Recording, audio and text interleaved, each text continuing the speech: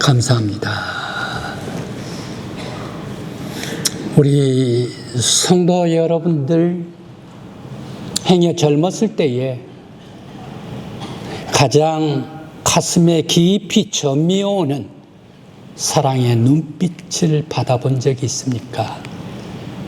아니면 반대로 가장 가슴 깊이 촉촉이 젖게 하는 그런 눈빛을 주어본 적이 있습니까? 비록 내 마음은 아프고 무너진다 하더라도 말입니다. 사랑을 주기만 하고 받지 못한 사랑, 괴로울 것입니다. 아마 그 사랑은 짝사랑일 것입니다. 짝사랑은 너무나 마음이 아프지 않습니까? 한 처녀 총각이 있었습니다. 처녀는 참 예쁘고 참한 그런 처녀였습니다. 총각은 아주 장래가 촉망되는 늠름한 그런 총각이었습니다. 그런데 처녀는 이 총각의 모습만 보더라도, 그 하는 짓 행동만 보더라도 가슴이 사르르르 녹아졌었습니다. 그렇게 해서 이 처녀가 사랑의 눈빛을 보냈는데 그만 총각은 형광등이었습니다. 사랑을 외면하고 받아들이지를 않았습니다. 아마 받지 못할 그러한 이유가 있는지 외면했습니다. 그러면 그럴수록 처녀는 애가 탔습니다. 그렇게 해서 저 총각을 어떻게 하면 내 곁에 잡아두어야 되겠다 해서 선물 공세를 합니다.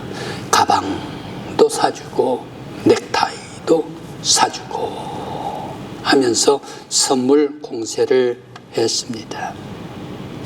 그런데 그럼에도 불구하고 이 총각은 냉랭했습니다. 처녀는 나이가 차오르지요. 가정에서 난리 나죠. 부모님께서 할 수 없이 강요해서 이 아가씨는 선을 보고 약혼을 했습니다.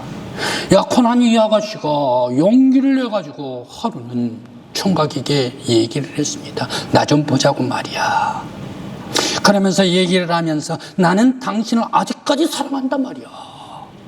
당신이 나에게 사랑한다 그 얘기 한마디만 해주면 내가 지금이라도 끼고 있는 이 약혼 반지를 뺄 수가 있다? 라고 얘기를 하는 거예요. 그런데 이 총각을 어떻게 했습니까? 아무 대답을 하지를 않았습니다. 그때 아가씨는 돌아서서 아쉽게 떠나갔습니다. 첫사랑은 떠나가면서 상대방을 욕을 하면서 떠나가는가? 사랑한 사람들에게 떠나갈 때에 아쉬움에 있지만 그래도 정을 베풀면서 떠나가는가? 사랑했던 사람 결코 욕을 하면서 떠나가지를 않습니다. 만일 욕을 했다면 이봐 나 같은 사람 이제 어디 가서 찾아봐 말이야. 당신 그렇게 눈이 높아가지고 되겠어? 좋은 사람 만나가지고 잘 살아봐 라고 욕을 하면서 떠나가는 그런 사람이 있겠습니까? 아닙니다. 떠나가면서도 따뜻한 연민의 정을 쏟아놓고 떠나갑니다. 그래, 나는 당신을 사랑했노라. 당신을 사랑하는 것을 나는 후회하지 않노라. 그러면서 언제 어디에서든지 당신을 지켜보겠노라. 그러면서 나보다 더 좋은 사람 만나가지고 행복하게 살라라고 축복하면서 떠나갑니다. 바로 이 사랑이 짝사랑입니다. 첫사랑은 짝사랑이기 쉽습니다. 짝사랑은 아픕니다. 아프면서도 아낌없이 쏟아놓고 떠나가는 것이 바로 이 짝사랑입니다. 오늘 성경 말씀에 짝사랑이 나옵니다. 보통 퍼붓는 사랑이 아니라 자신은 아프면서도 배신한 사람 위하여서 아낌없이 쏟아주고 계시는 사랑이 오늘 성경의 본문 말씀입니다. 오늘 성경 말씀 두 제자가 나옵니다. 주님을 배반하고 있습니다. 입술로 배반을 하고 있습니다. 가룟 유다는 그의 입술로 키스를 하면서 배반을 하고 베드로는 그의 입술로 말을 하면서 주님을 배반하고 있습니다. 바로 이것이 오늘 본문 말씀입니다. 서양의 인사법이 달라질까요? 코로나가 돼가지고 신종플루 지나면서 또 코로나가 있어가지고 서로들 부둥켜 안으면서 입을 맞추면서 뽀뽀를 하면서 그들은 인사를 하지 않습니까? 그런데 이 코로나19 때문에 서양식 인사가 바뀌게 될까? 키스에는 사랑이 담겨 있습니다. 사랑이 없는 사람은 키스를 하지를 않습니다. 그런데 사랑을 하니까 키스를 하는데 가룟 유다가 주님께 하는 키스, 바로 이 키스는 사랑이 아니라 계략된 그런 신호였습니다. 예수님이 여기 계시니까 너희들 예수님 잡아가라 라는 그러한 군호를 짠 서로의 계략된 키스였습니다. 바로 이 가룟 유다는 스승을 넘겨주는 키스, 배신의 키스, 두 얼굴을 가지는 악한 그러한 키스가 가룟 유다의 키스였습니다. 주님은 이러한 사랑이 없는 스승을 팔아치우는 키스를 받을 때에 얼마나 마음이 찢어졌을까 생각을 해봅니다. 마음이 무너져 내렸을 것입니다. 그렇다면 이 가룟 유다보다 더 주님의 마음을 아프게 한 사람이 있을까? 그 사람은 누구일까? 그 사람의 행여 베드로는 아닐까 생각을 해봅니다. 예수님께서 가야바 법정에서 신문을 받고 계실 때에 한 비자, 한 요즘 얘기로 하면 알바 아가씨, 알바 여자아이가 불을 쬐고 있는데 불이 환하게 베드로의 얼굴을 비출 때에 이 사람 말이야, 저 예수 한패다 말이야 라고 얘기를 합니다.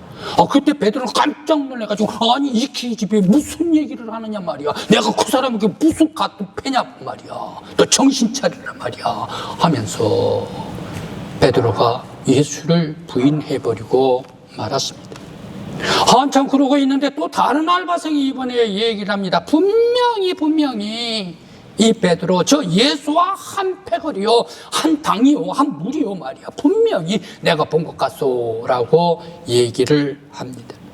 그때 베드로는 내가 맹세하면서 맹세컨대 나는 그 패가 아니요, 당신 나를 잘못 봤소, 왜 가만히 있는 사람 나에게 트집을 잡는 것이요 라고 얘기를 하면서 완곡하게 맹세하면서 예수를 부인해버리고 말지 않습니까?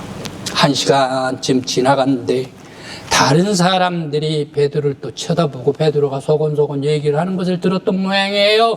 분명히 이 사람의 목소리가 저 사람과 같은 한패다라는 것을 목소리가 증명한단 말이야. 이 갈릴리 사투리가 아닌가. 분명히 바로 이 사람은 예수 저 같은 파당이요 라고 그 글을 얘기를 합니다. 그때 또 베드로는 얘기를 합니다. 당신 헛소리 하지 말라 말이야. 당신이 무슨 소리 하는가 내가 잘 알아듣지를 못하겠소 말이야. 나는 그런 사람 아니요, 저 죽어질 사람. 저주하면서까지, 예수를 저주하면서까지 예수를 샥 부인해버렸던 베드로 아니었습니까? 뜻하지 않는 봉변의 진땀이나 구설수를 모면하기가 바쁜 베드로였습니다. 여기서 우리들 생각해 본 것은 가룟 유다의 배반의 키스가 예수님의 마음을 아프게 했을까? 아니면 베드로의 부인 3번 부인하는 것이 예수님의 마음을 더 아프게 했을까? 여러분들은 누가 더 아프게 했다라고 생각하십니까? 성도 여러분들, 자녀들이 있습니다. 아이들이 있습니다. 이 아이들을 키울 때에 어떻습니까? 물론 모든 자녀들은 다 내 사랑스러운 아들, 딸들이지요. 그런데 행여 그런 사람은 없겠지만 우리 교인들 가운데에서는 행여 그런 사람들이 있을까? 아예 내 아들 가운데 기대하지 않는 아이가 있어요. 기대하지 않는 아이가 나를 섭섭하게 할 때에 기대하지 않은 아이였기 때문에 마음이 그다지 아프지는 않습니다. 그런데 내가 기대를 하고 잔뜩 사랑해주고 남 몰래 다른 자식 몰래 그 아이에게 품으면서 사랑을 몽땅 주고 있는데 그 기대하는 아이가 싹 나를 섭섭하게 했다라고 할 때에 부모의 입장에서 어떤 거지? 누가 더 마음을 더 아프게 할까? 주님은 가룟 유다에게 처음부터 기대치가 없었습니다. 그러나 예수님께서는 베드로에게 처음부터 기대가 잔뜩 있었습니다. 기대하면서 베드로에게 특별 대우를 했습니다. 예수님께서 야이로의 딸이 죽어갔을 때, 죽게 되었을 때 그 야이로의 딸 집에 들어갑니다. 그 방에 들어가는데 베드로는 데리고 갑니다. 12제자는 안 데리고 가지만 3제자 중에 베드로는 제일 앞서서 데리고 갑니다. 또 예수님께서 황홀경에 하나님 나라가 임하는데 변화산에서 예수님께서 변화할 때에 12제자 다 데리고 가지는 않습니다. 그런데 3제자는 데리고 갑니다. 그 중에 제일 앞에 베드로를 데려갑니다. 베드로가 예수님 따라서 이제 예수님 앞에 가까이 가면서 이 바다 위로 걸어가는데 뽀로로 빠집니다. 그때 예수님께서 베드로를 건져주시지 않습니까?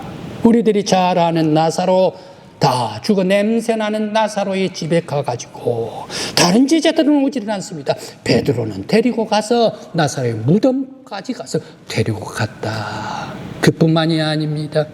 예수님께서 부활하시고 디베리아 바닷가에 새벽이 일찍 잔잔한 바닷가에 나오셨습니다. 그러면서 고기를 구워주면서 베드로를 부릅니다. 베드로야, 네가 날 사랑하느냐? 사랑하느냐? 사랑하느냐? 3번. 다른 제자들은 아니고 꼭 베드로만 집어서 날 사랑하느냐라고 물었던 사람이 베드로 아닙니까? 바로 이런 베드로, 특별히 사랑해 주었는데 이런 특별한 사랑했건만 베드로가 예수님을 배반해 버릴 때에 베드로의 부인을 들으면서 예수님의 마음은 얼마나 아프셨을까? 마음이 무너지셨을까? 그런 베드로가 부인할 때에 주님의 가슴은 얼마나 아프셨을까? 베드로에게 예수님께서 경고도 했습니다. 사탄이 밀가 부르듯이 날뛴다. 베드로에게 특별 경고까지 했습니다. 그렇게 하면서 겟세마네 동산에서 기도하실 때에 너희들은 졸지 말고 기도하고 있으라 라고 예수님께서 말씀해 주셔 경고까지 했음에도 불구하고 베드로는 졸고 있다가 그만 예수님 배반해버리고 말았던 베드로였습니다. 이제 우직한 베드로도 베드로와 알바생과 입씨름을 하고 있을 때 그만 새벽닭이 울었습니다. 새벽닭이 2번 울었습니다. 꼬끼요 꼬끼요 하고 2번 울었습니다. 이 새벽닭 울음소리를 듣고 베드로는 그만 주님을 바라보았습니다.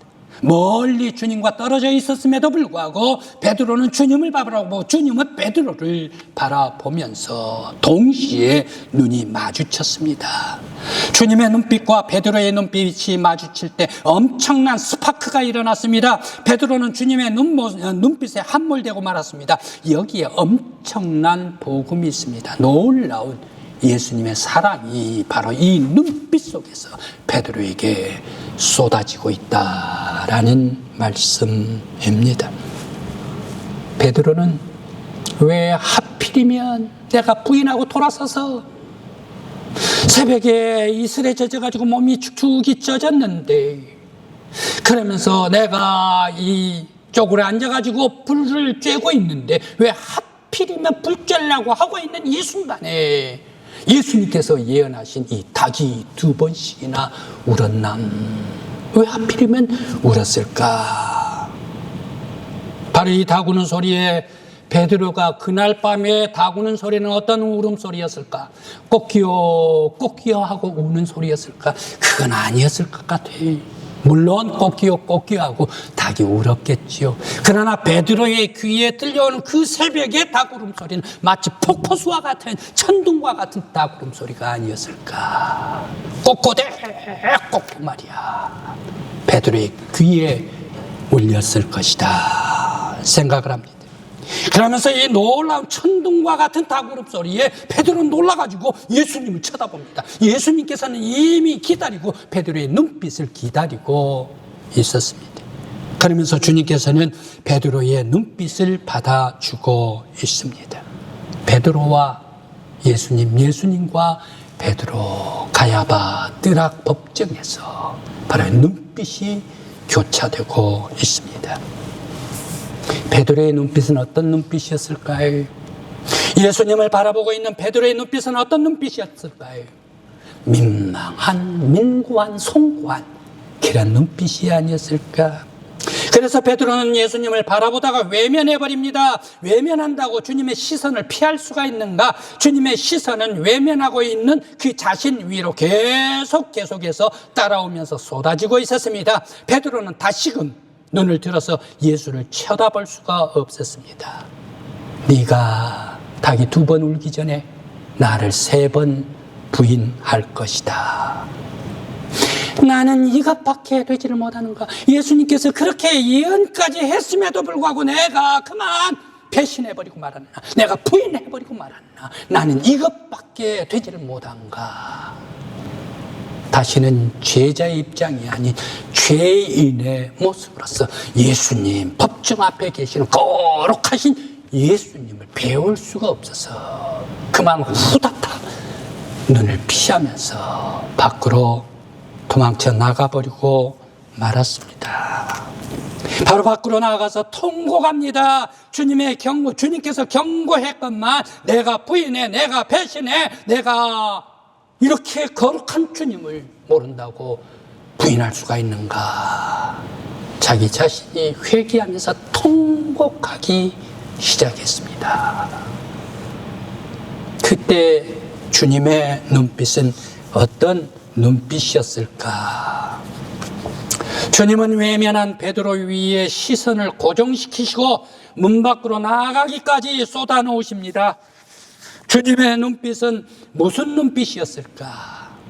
너가 날 배신해. 정녕 내가 그렇게 경고까지 했음에도 불구하고 맹세한 너가 나를 모른다고 배신해. 너와 같은 사람은 없어. 맹세까지 하고 나를 부인한 너는 더 이상 내 제자가 아니라 수제자도 아니야. 너 같은 놈은 나보다 먼저 재판을 받고 죽어야 해 라고 쏟아주시는 예수님의 눈빛이었을까? 아닙니다. 아닙니다. 베드로를 바라보시는 주님의 눈빛은 고개 숙여 떨구고 외면하고 있는 베드로 머리 위에 한없이 쏟아지면서 연민과 위로와 용서와 사랑을 쏟아주고 계시는 예수님의 눈빛이었습니다. 비록 나를 배반했지만 지금 배신한 죄인이지만 그래도 주님은 베드로를 아끼시고 영혼을 품으시면서 그에게 사랑의 눈빛, 용서의 눈빛, 회개의 눈빛을 쏟아내시는 예수님의 눈빛이었습니다. 이 주님의 눈빛은 부드럽고 온화한 눈빛이지만 그러나 강렬한 눈빛이요, 그에게 회개를 촉구한 눈빛이요, 그러면서도 사랑으로 보듬어 주신 눈빛이요, 용서를 하면서 기다리고 계시는 예수님의 한없는 사랑의 눈빛이 쏟아졌다라는 말씀입니다.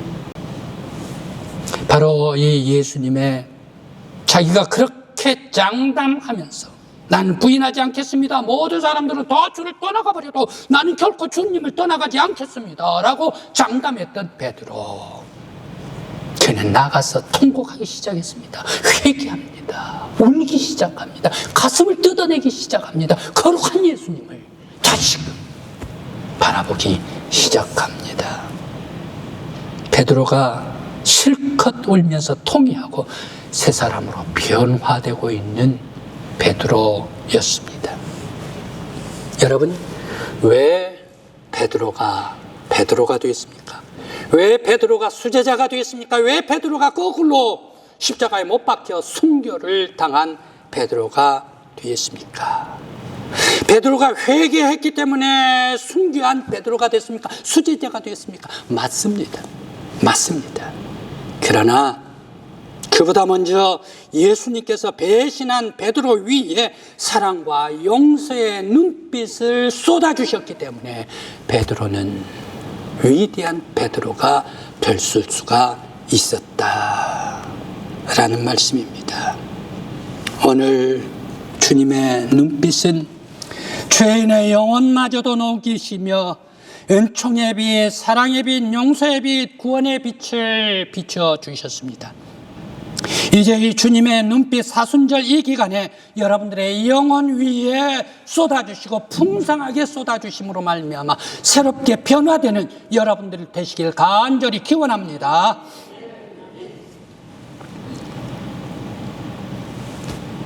주님은 주님의 눈빛이 바라는 곳에, 주님의 눈빛이 쏟아지는 곳에, 주님의 광선이 쏟아지는 곳에 모든 사람들은 다 변해버려요. 여러분들이 잘 알고 있는 바울입니다. 바울이 아직 사울이었을 때에 그는 어떤 사람이었습니까? 바로 이 사울, 그 마음속에는 법으로 가득 찼습니다. 율법으로 가득 찼습니다. 율법 아닌 다른 것은 모두가 다 없애버리고 파괴해버려야 된다라는 그런 복수의 불로 이글거렸던 사람이 사울이었습니다. 그렇게 하면서 이 율법을 반대를 하고 성전을 반대를 하는 저 새롭게 기독교인들, 예수를 믿는 기독교인들, 초대교인들 전부 다 이 땅에서 몰아내버려야 된다. 예루살렘에서도 못 살게 하고 또 사마리아에서도 살지 못하게 만들고 아수르에서도 저기 다마스커스에서도 살지, 이 지구상 끝까지 쫓아가가지고 모든 기독교인들을 없애버려야 된다. 복수에 불탔던 사람이 사울 아니었습니까? 그 사울이 다메섹으로 들어갑니다. 믿음의 성도들을 핍박하기 위해서 그때에 부활의 예수님께서 강력하게 광선을 사울에게 비춰주실 때에 그는 눈이 멀어버렸습니다. 꼬꾸라져 버리고 말았습니다. 그러면서 아나니아를 보내가지고 안수하면서 새로운 하나님의 예수 부활의 생명의 광선을 비춰주실 때에 그는 사울이 되었습니다. 새 사람이 되었습니다.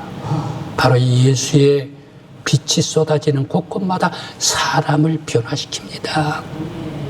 그는 사울은 어떻게 됐습니까? 과거에 이제 이 마음속에 원수와 복수 이런 것으로 가득 찼던 것, 이런 모든 지난날의 것들을 전부 다 배설물로 여가여 버립니다. 그러면서 바울 사도가 갈라디아서를 씁니다. 5장 성문을 쓸 때에 우리들은 5장 21절 이하의 말씀을 잘 알고 있습니다. 성령의 9가지 열매입니다. 성령은 어떻게 열매를 맺습니까? 사유와 오자양 중언절, 사랑, 희락, 온유, 절제, 그리고 자비, 양성, 충성, 그러면서 인내. 바로 이란 예수 그리스도의 사랑과 자비와 온유와 은혜와 기쁨과 평화가 가득한 영혼 바울이 되었더라. 변화돼서 예수의 광채가 비춰줄 때 우리 성도 여러분, 사순절 기간에 여러분들을 위해 예수의 광채가 비춰주기를 간절히 기원합니다. 여러분들의 영혼 속에 예수의 빛이 들어오시기를 간절히 기원합니다. 그렇게 됨으로 말미암아 지난날의 죄와 썩은 것들, 세속 것들 좋아했던 교만, 욕심들 다 우리도 배설물로 여기고 온전히 새롭게 성령 안에서 주신 사랑과 기쁨과 평화와 은혜가 충만한 우리 강국교회 성도들 되시길 간절히 기원합니다. 제가 신대원 다닐 때 3학년 때 제주도 수학여행을 갔습니다. 정상 영실 1100고지로 올라가가지고 영실로 정상으로 올라갔습니다. 그러면서 저 아래 백록당까지 다녀서 내려오면서 엄청난 신기한 모습을 발견을 했습니다. 그날따라 제주도에는 아주 구름이 잔뜩 끼었습니다. 구름 잔뜩 끼었는데 이상하게 구름이 발밑에 있어요. 그러면서 발밑에 있는데 우리들이 있는 곳은, 높은 곳은 밝아요. 해가 떴어요. 그런데 발밑에 걸려가지고 구름이 잔뜩 걸려있기 때문에 저 아래를 볼 수가 없었습니다. 그런데 이상한 일이 벌어졌습니다. 바로 이 구름이 잔뜩 쌓인 그곳에 꼭 한 군데가 구름이 열렸습니다. 그런데 구름이 열렸는데 그곳에 광선, 태양 광선이 들어가서 제주시를 밝게 빛나게 비춰주는데, 제주시를 보면서 깜짝 놀라면서, 이야, 바다도 참 파랗고 에메랄드 빛이고, 그러면서 건물도, 그러면서 푸른 초장도, 빨간 집들, 야, 여기가 이렇게 아름답고 황홀할 수가 있는가. 깜짝 놀랐습니다. 햇빛만 들어갈 때, 다른 곳은 깜깜하지만 한 곳에 햇빛이 들어갈 때에 놀라운 광채가 비춰질 때 아름다운 도시가 되더라. 성도 여러분, 바로 이 태양빛만 들어가도 황홀한 동네가 되는데, 예수의 빛, 생명의 빛, 하나님의 능력의 광선이 들어올 때에 우리 성도 여러분들 위해 여러분의 심령, 여러분의 영혼을 이미 천국으로 변화시켜 주실 줄 믿습니다. 여러분들의 영혼, 여러분들의 가정 위에, 여러분 자자손손들 위해 예수의 광채가 충만히 비춰지시기를 간절한 마음으로 기원합니다. 뿐만 아니라 사순절 기도함으로 말미암아 우리 교회 위에도 그리스도의 풍성한 광채를 비춰주심으로 말미암아 우리 교회가 하나님 나라 천국으로 변화되기를 간절한 마음으로 기원합니다.